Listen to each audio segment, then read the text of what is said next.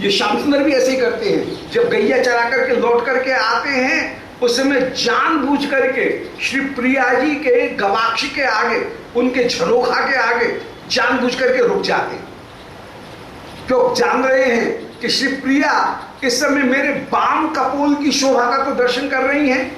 Side pose है, बाएं कपोल की शोभा का दर्शन हो रहा है, परंतु तो दाहिने कपोल की शोभा नहीं दिख रही है। तो प्रिया को जानबूझ करके अपने दाहिने कपोल की शोभा दिखाने के लिए आप रुक जाएंगे और ठीक प्रिया के गवाक्ष के आगे, झरोखा के आगे कहेंगे, बोले अरे वो मेरी श्यामा गैया ना दिख रही है, वो कहाँ गई? और ऐसा कहकर के जो मुख फेरेंगे तो अपने दक्षिण जो कपोल है उसकी शोभा का भी प्रिया को दर्शन करा देंगे। बोले अरे वो सखाना है दिख रही हो, वो कहाँ गए हो? ऐसे मुड़ करके उस समय खड़े होंगे और अपनी रूप माधुरी का जैसे दर्शन कराएं। तो दर्शन आप अपने मुख का, श्रीमद् भागवत में मूल में आया कि दर्शन अपने मुख को दिखाते हुए वहां पर उपयाति, ये निकट जाते हुए विराजमान है। युगल गीत में वहां पर लौटने की जो शोभा है उसका दर्शन कराते हुए विराजमान। ऐसी शिवप्रिया यहाँ जानबूझ करके मंद मंथर गति से श्री श्याम सुंदर के सामने ही कुछ अटक करके, जो अद्भुत अटकन उर्झन, वो उर्झन अटकन जहां विराजमान, श्याम सुंदर उर्झन पैदा करना चाह रहे हैं, कहीं अटकना, और श्री प्रिया वे कहीं अटकती हुई विराजमान।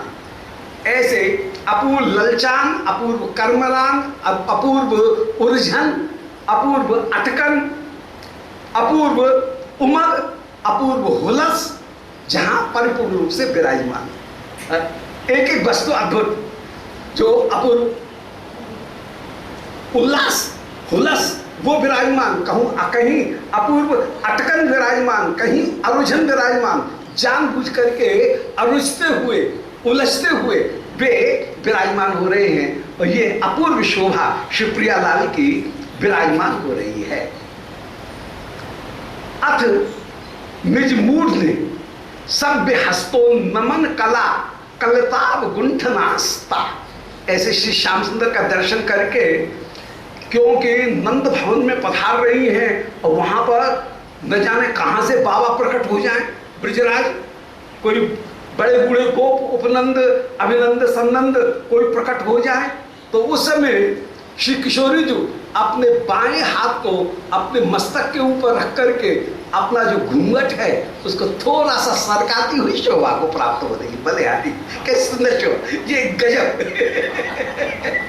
नंद भवन में जैसे ही प्रवेश किया ऐसे ही अत निज निज मूर्धनि, सब गोपी अपने अपने मस्तक के ऊपर सब पे हस्त, अपने बाएं हाथ, उस बाएं हाथ को रख करके और घूंघट को नीचे सरकाती हुई, बड़े बूढ़े कहीं देख सकते हैं भाई, ससुराल में तो थोड़ा सा मर्यादा रखनी पड़ती है ना, इसलिए वो अपने बाएं हाथ जो है वो बाएं हाथ से अपने घूंघट को जैसे नीचे करती हुई, तो सभ्य हस्त नमन कला कलताब गुंठना। आज बाएं हाथ से नमन कला, झुकाने की जो कला है, घूंघट को खींचने की जो कला है, उस कला के द्वारा कलताब गुंठना, अवगुंठन करके घूंघट जो है वो थोड़ा सा आगे करके नयन नयन तक, भों तक जो घूंघट है उसको बना करके ता अवनत नयना। किशोरी जी की ये नंद भवन में प्रवेश करने की जो शोभा अद्भुत, भाई नव वधू के समान प्रवेश कर रही हैं, इसलिए अवनत नयना, नयन को नीचे झुका करके, नयनांचली, तो अवनत नयनांचली, नयनांचली को नीचे झुका करके बोले है। और अवलीढ़ प्रिय चरणाब्ज सुधा, श्री कृष्ण जो अथाई के ऊपर बैठे हैं उनके चरण, उन चरणों को अपने नयनों के द्वारा पान करती हुई, अवलीढ़ चरणाब्ज सुधा, चरण अब्ज माने कमल, अप माने जल, जल से जो उत्पन्न हो उसका नाम अब्ज, जल से जो उत्पन्न हो, नीरज वारिज कुछ भी कहें, अब्ज एक ही बात है। तो अब्ज सुधा, चरण कमल की जो सुधा है उस सुधा को अवलीढ़ माने पान करती हुई नयनों के द्वारा नयन झुका रखे हैं और श्री कृष्ण के मुख की ओर न देख करके अब चरणों का दर्शन करती हुई यश तदग्रा जान बूझ करके उस समय श्री विवश है, कहीं दूसरा रास्ता तो है नहीं, सखी उसी रास्ते से जानबूझ करके ले जा रही है, इसलिए तदग्रा श्री कृष्ण के सामने से ये आगे प्रवेश कर रही है। जय हो, बोलो श्री लाल लाल की जय। अपूर्व सुंदर शोभा प्रिया जी की, ये दर्शन की जो शोभा है वो दर्शन की शोभा अद्भुत होकर के विराजमान। दोबारा आस्वादन करें। अथ निज निज मूर्धने सभ्य हस्त, सबने अपने अपने माथे के ऊपर बायां हाथ रख रखा है और बायां हाथ रख करके अपने घूंघट को थोड़ा नीचा करती हुई झुकाती हुई, तो हस्त नमन कला, उन्नमन कला कलताप गुंठन आस्था, उस समय हाथ जो है वो हाथ को मस्तक के ऊपर रख करके घूंघट जो है उन घूंघट को और बढ़ाने की जो कला है उस कला को ग्रहण करके कलताप गुंठन आस्था, जिन्होंने अवगुंठन घूंघट और नीचा किया है, थोड़ा नीचा कर लिया है, ऐसे अवनत नयना और नेत्रों को झुका करके चल रही हैं नयनांचली और बिलीढ़ प्रिय चरणाब्ज सुधा, श्री श्याम सुंदर के चरण कमल की सुधा में ही गोता लगाती हुई यश तदग्रा प्यारे के सामने से ये नंद भवन में प्रवेश करती हुई विराजमान हो रही हैं। अब रसिक शिरोमणि ये किशोरी जी की रूप माधुरी का दर्शन करके विमोहित हो रहे हैं। अब प्रिया तो आगे निकस गई, परंतु इनकी दृष्टि अब प्रिया की पीठ के ऊपर ही लगी हुई है और निहार रहे, प्रिया जा रही है तो उनको ही निहोरते हुए ये विराजमान है। अपलक रूप में श्री प्रिया जो है उनकी ओर जैसे जैसे प्रिया जा रही है उनका दर्शन करते हुए अपूर्व रूप से विराजमान है, अपूर्व उनकी शोभा हो रही है। तो हरे रपे परिवृत्यो, श्री श्याम सुंदर पहले तो प्रिया जो आ रही थी उस ओर मुख करके देख रहे थे और जैसे जैसे प्रिया आती रही उनसे दृष्टि हट नहीं रही है, इनकी दृष्टि भी दाहिनी ओर से घूमते हुए और बाईं ओर तक पूरा 360 डिग्री का 90 डिग्री का पूरा एंगल बनाती हुई इनकी दृष्टि भी विराजमान हो रही। और उस समय प्रिया के मुख का दर्शन किया था और अब प्रिया जब आगे बढ़ गई हैं तो प्रिया की पीठ का दर्शन करते हुए पृष्ठभाग की जो शोभा है उसका दर्शन करते हुए विराजमान होने वाले। ये रसिक शिरोमणि की अपूर्वता, रसिकता। तो हरे रपे परिवृत्यो, श्री कृष्ण ने भी मुंह फिरा करके माने प्रिया के साथ साथ ही दृष्टि को गड़ा करके जब देख रहे हैं निहोरन करते हुए, उस समय तन नितंब द्युत निहित ईक्षण पंकजो तस्थे, श्री प्रिया की कटी, प्रिया के पश्चात जो पीठ है उस पीठ के भाग पर अपूर्व जो द्युति प्रकट हो रही है, पीठ की जो अपूर्व शोभा, उस द्युति में निहिते क्षण पंकज, जिन्होंने अपने ईक्षण माने नेत्र रूपी कमलों को निहित कर दिया है। ऐसे प्रिया के पीठ की द्युति के ऊपर ही नेत्र ईक्षण, ईक्षण माने नेत्र, पंकज माने कमल, तो नेत्र कमलों को प्रिया की पीठ के ऊपर ही जिन्होंने निहित कर दिया है, तो निहिते क्षण पंकजो अवतस्थे, और आप वहीं बैठे के बैठे विराजमान हो रहे हैं। श्री श्याम सुंदर के हृदय में अपूर्व अपूर्व से आनंद जो है वो आनंद, जब सामने मुख का दर्शन कर रहे थे उस समय अपूर्व आनंद था। अब श्री प्रिया पधार रही हैं उस समय दर्शन करते हुए विभोर होते हुए विराजमान है। तो हर परिवृत्य तन्नितंब द्युति निहिते क्षण पंकजो तस्थे, वे हरि मनोहर परिवृत्त माने मुख घुमा करके, तन्नितंब माने श्री किशोरी जी के पीठ उन पृष्ठभाग के ऊपर जो द्युति निहिते क्षण, उनकी अपूर्व जो शोभा, उस शोभा के ऊपर ईक्षण पंकज अपने नेत्र कमल उनको स्थापित करके अवतस्थे, श्री श्याम सुंदर विराजमान है। और विराजमान होकर के वर तनु तति अप्यतीत, उस समय वर तनु तति वो परम सुंदरी जनों की, सखी गणों की अपूर्व शोभा, सखियों से आवृत श्री किशोरी जी वर तनु तति, तति माने समूह, तो श्रेष्ठ तनु तति उससे युक्त होकर के, वरतनु माने सुंदरी, तति माने पंक्ति, तो सुंदरी गणों की जो पंक्ति है वो अतीत्य, उस वो पंक्ति तब गोपुरम, वो गोपियों का समूह अतीत्य तब गोपुरम, उस गोपुर को पार करके, मुख्य जो दरवाजा है उस मुख्य दरवाजे को पार करके अवगुंठम ईषद अस्यति स्मो, सब गोपियों ने अपने अपने घूंघट जो हैं उनको अब पलट लिया, भीतर आ गई, अब कोई संकोच है नहीं, इसलिए सब लोगों ने बलिहारी।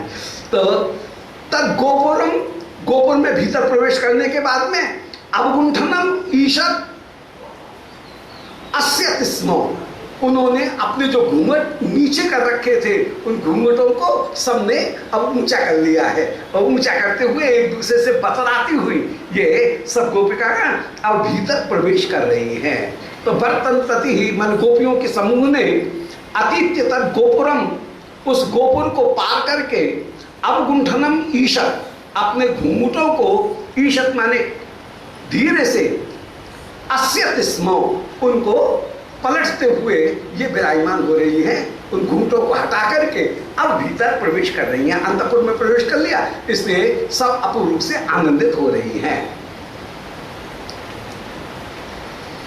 सखे भवदवलोक जात हर्षम सपरिस चंपक मालया बटुस्तम सुखिनम अकृत यत् तदंगिल तज्ञा भवसिन बा इत्युदिताः सा स्वसक्षा।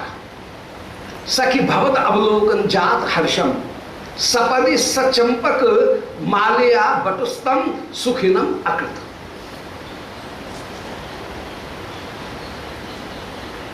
पास में मधुमंगल बैठे हैं श्री श्याम सुंदर के। अब मधुमंगल की अपूर्व शोभा, मधुमंगल पास में बैठे हैं, उस समय श्री विशाखा जी राधिका के कान में लग करके कहती हैं कि सखी भवत अवलोकन जात हर्षम, श्री श्याम सुंदर तेरा अवलोकन करते हुए कैसे आनंदित हो गए। आज दीप शिखा के समान जब तू आगे बढ़ी, उस समय तेरी शोभा का दर्शन करके श्याम सुंदर के मुख के ऊपर अपूर्व कैसी कांति आ गई। जैसे कोई दीप शिखा आगे बढ़े तो जो महल है वो महल एक साथ प्रकाशित हो जाए। कालिदास ने उपमा दी, इंदुमती जिस समय स्वयंवर करने के लिए चली तो उस समय हाथ में बरमाला लेकर के अपने पति को ढूंढने के लिए इंदुमती राजकुमारी वो चल रही थी। तो राजकुमारों की पंक्ति बैठी हुई है और सब मन में विचार कर रहे हैं कि आहा, ये जो राजकुमारी आ रही है इसके हाथ में बरमाला है, देखना ये बरमाला मुझे ही पहनाएगी। तो जब आते हुए देखते हैं तब तो सारे राजकुमारों का चेहरा एकदम खिल जाता है, परंतु इंदुमती क्या करती है, बोले उन किसी राजकुमार को पार करके जब चली जाती है, उसको माला नहीं पहनाती है और आगे बढ़ जाती है, उस समय उन राजकुमारों का मुख उसी प्रकार काला पड़ जाता है, फीका पड़ जाता है। जैसे रात्रि के समय कोई दीप शिखा लेकर के निकले तो जिस भवन के आगे पहुंचेगा वो भवन तो एकदम चमक जाएगा, और जैसे ही वो दीप शिखा आगे बढ़ेगी वो भवन दोबारा अंधकार में डूब जाता है।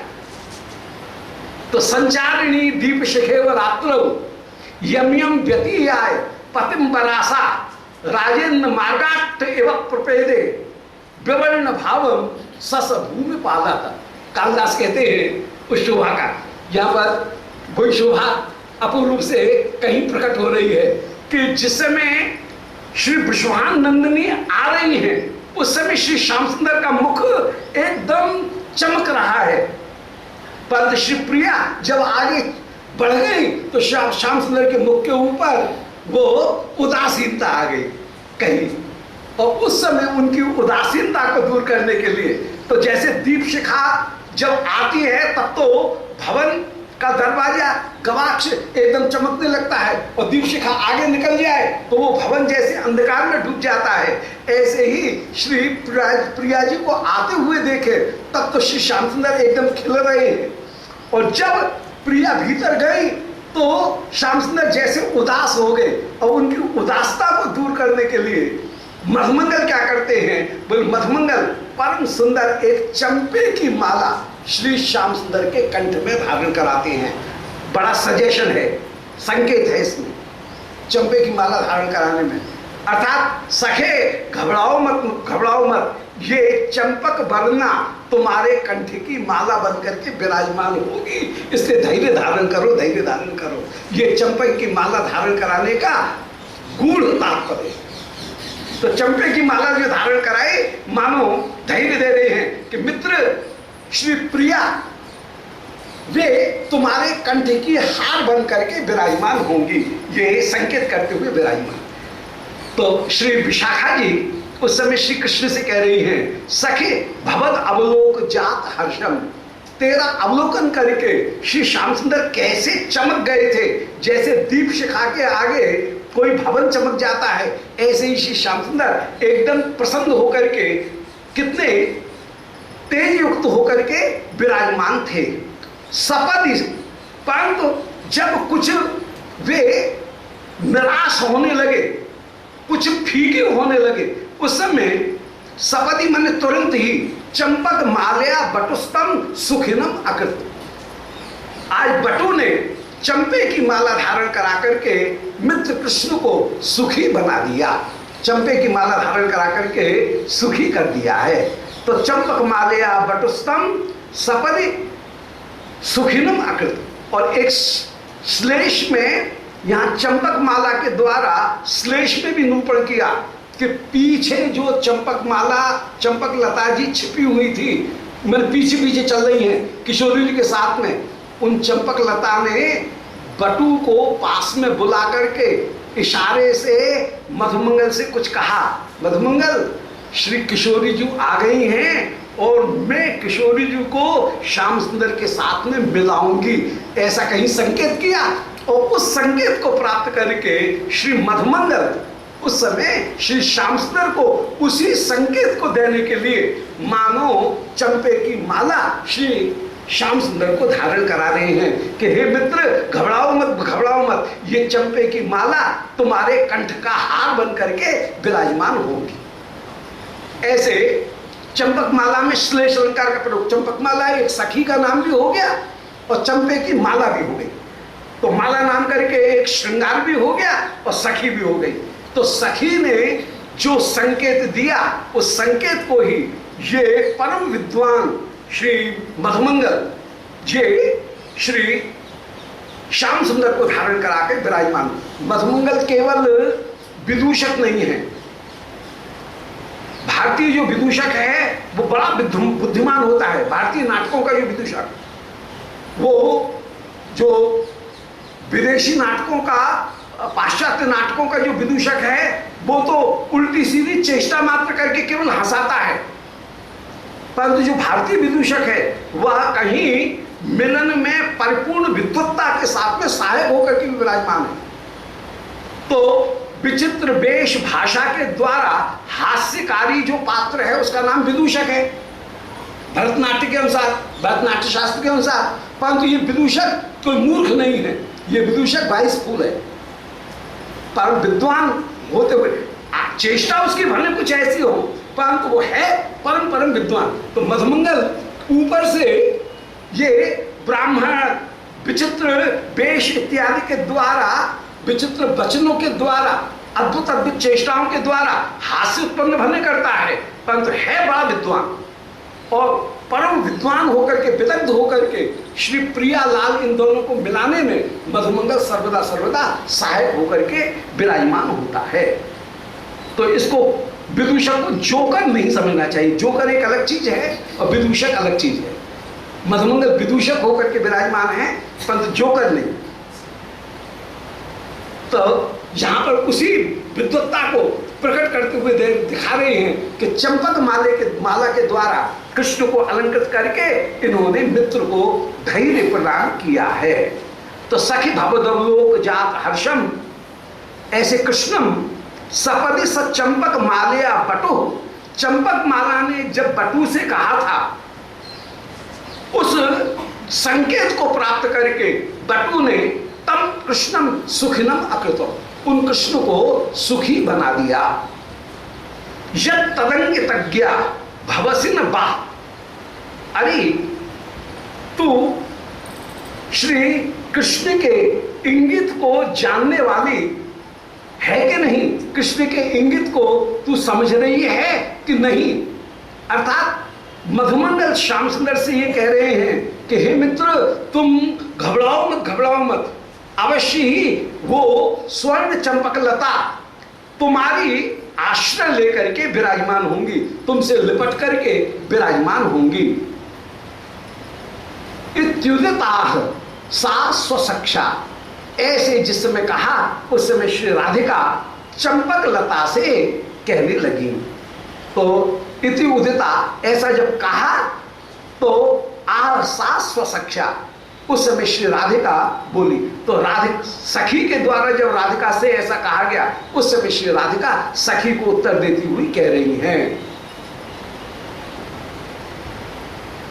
तो यद तदिंग तज्ञा भवसी न बा, अरे सखी तू मधुमंगल के संकेत को समझ पाई कि नहीं समझ पाई। ऐसे जब चंपकलता जी ने कहा, उस समय श्री राधिका चंपकलता को उत्तर देती हुई कह रही हैं। चंपकलता ने ही पहले मधुमंगल से कुछ कहा, मधुमंगल ने उसके अनुसार श्याम सुंदर को संकेत दे दिया माला धारण करा करके, और उस बात को जब सखी से श्री चंपकलता जी ने कहा, उस समय श्री राधिका चंपकलता को उत्तर देती हुई कह रही हैं। गौड़ीय वैष्णवों में अभिशाप ये एक सबसे बड़ी सेवा है। सभी सेवाएं प्रिय हैं, परंतु श्री प्रिया जी को श्याम सुंदर के पास में अभिसार कराना, ये सखियों की सेवा में एक अतिशय रसपूर्ण सेवा। और इस सेवा का रसिक जन बहुत विशेष रूप से इस सेवा का अनुसंधान करते हुए विराजमान होते हैं। तो यहाँ पर वही अभिसार की जो सेवा है, उस अभिसार की सेवा में सखियों को कितना आनंद है। और श्याम सुंदर के श्रीअस्त में प्यारे को किशोरी जी को समर्पित करके इनको जो सुख की प्राप्ति होती है, वो सुख सर्वोत्तम सुख है। उस सुख का यहाँ वर्णन किया जा रहा है। उस समय श्री राधिका बोली कि तुम से खलु यथा तथा न मानसी, बोले अरे जो जैसे जो खाया जाता है वही डकार आती है, जान गई तू श्याम सुंदर से मिलना चाह रही है, इसलिए अपनी भावना को मेरे ऊपर थोप रही है। ये जगत की रीति ऐसी है कि लोभी सब जगह धन ही धन का दर्शन करता है, जो भक्तगण हैं वो सब जगह नारायण का दर्शन करते हैं। तो